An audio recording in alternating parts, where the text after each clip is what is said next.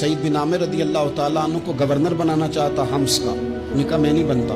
फरमाया मुझे तुम लोगों ने बना दिया है, खुद गवर्नरियां भी कबूल नहीं करते। चले गए हजरत सईद बिन आमिर, गवर्नर बन गए, सूबे के गवर्नर।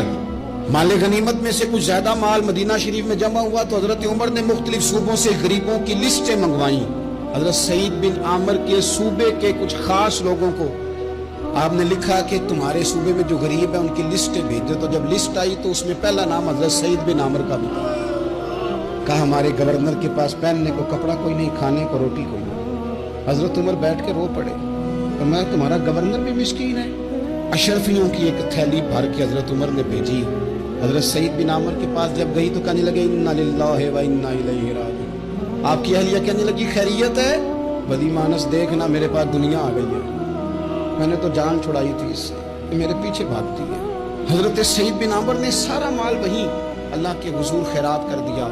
हजरत उमर एक दफा दौरे पे आए इनके सूबे में तो सब लोगों को जामा मस्जिद में बुलाया, हजरत सईद बिन आमिर को भी बुलाया। इब्नुल जौजी लिखते हैं कि हजरत उमर ने फरमाया लोगों तुम्हें अपने गवर्नर से कोई शिकायत तो नहीं? तो लोगों ने कहा 4 शिकायतें। एक तो हमारे गवर्नर साहब जब शुरू में आए थे तो फजर की नमाज के बाद ही आके लोगों के बीच बैठ जाते थे। अब इशराक चाश के वक्त आते हैं, सूरज पूरा तुलू हो जाता है तो हजरत सईद बिन आमिर रदी अल्लाह अन्हु आते हैं। और दूसरी शिकायत ये है कि सिर्फ दिन में मिलते हैं, रात को मिलते ही नहीं। और तीसरी शिकायत ये है कि हफ्ते में एक पूरा दिन होता है, मुलाकात ही नहीं करते। और चौथी शिकायत ये है कि कभी कभी बैठे बैठे रोने लगते और बेहोश ही हो जाते। आपने ऐसा शख्स गवर्नर बना दिया जो दीवाना है। हजरत उमर ने बुला लिया, करीब बैठे थे, कहा दे सवालों के जवाब। गर्दन झुकी हुई है, अर्ज करने लगे अमीरुल मोमिनीन मैंने तो पहले ही कहा था मैं गवर्नरी के काबिल नहीं। फरमाया अब तो मनसब तुम्हारे पास है, तुम्हें जवाब तो देना है। हजरत सईद बिन आमिर कहने लगे हुजूर 4 मेरे साथ मसले हैं। फरमाया कौन से?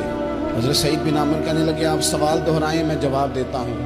आपने फरमाया सईद लोग कहते हैं पहले तो सवेरे आ जाता था, अब तो इशराक चाश के वक्त आता है। गर्दन झुकाई, सन्नाटा छा गया महफिल पे। थोड़ी देर के बाद सर उठाया तो दाढ़ी पे आंसू गिर रहे थे। फरमाने लगे हुजूर मेरे घर में खादिम कोई नहीं, बीवी बीमार हो गई है।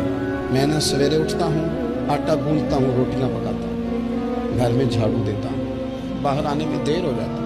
पहले जवाब पर ही लोग रोने लगे, आंसू निकलने लगे। हजरत उमर रदी अल्लाह ताला अन्हु भी रोए।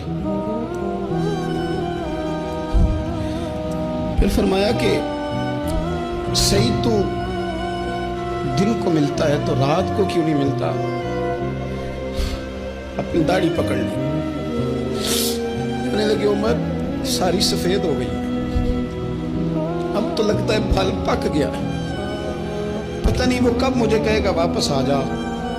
मैंने ना दिन मखलूक के लिए रखा है, रात अपने रब के लिए रखी हुई है, मुझे तकलीफ ना दी जाए। गवर्नर की बात कर रहा हूँ। फिर कहा सईद यार हफ्ते में एक दिन मिलते क्यों नहीं? कहने लगे उमर ये मेरे रब के साथ पड़ता है, इसे न खोला जाए। फरमाया नहीं आप बताएं। हजरत सईद बिन आमिर कहने लगे गरीब हूँ, एक की जोड़ा मेरे पास है, मैं गरीब हूँ। हजरत सईद बिन आमिर कहने लगे एक जोड़ा है, हफ्ते में एक दिन धो के खुश्क होने को डाल लेता हूँ, फिर बीवी के कपड़े पहन के बैठा रहता हूँ। किस तरह घर से बाहर निकलूं? मेरा पर्दा था, मैं अपनी गरीबियां लोगों के सामने नहीं रखना चाहता। मैं जानूं मेरा रब जाने, मैं राजी हूं ना उसकी रजा पे। अब तो हजरत उमर हिचकियां लेकर रोने लगे। फरमाने लगे चल आखिरी सवाल का जवाब ही दे दे, कभी कभी रोते हो तो बेहोश ही हो जाते हो। हजरत सईद बिन आमिर फिर रोने लगे। फरमाने लगे बड़ी उम्र का हो गया था जब कलमा पड़ा था, जब वो पिछले गुनाह याद आते हैं ना। मेरे सामने लोगों ने हजरत हबीब बिन अदी को सजा दी थी मक्के में और मैं उस वक्त मुसलमान नहीं था, मैं मदद नहीं कर सकता। जब वो वक्त याद आता है तो बर्दाश्त सोचता हूँ कैसे अल्लाह के हुजूर जाऊंगा। दोस्तों दुआ करना अल्लाह इस मुल्क को भी कोई ऐसा शख्स अता फरमा दे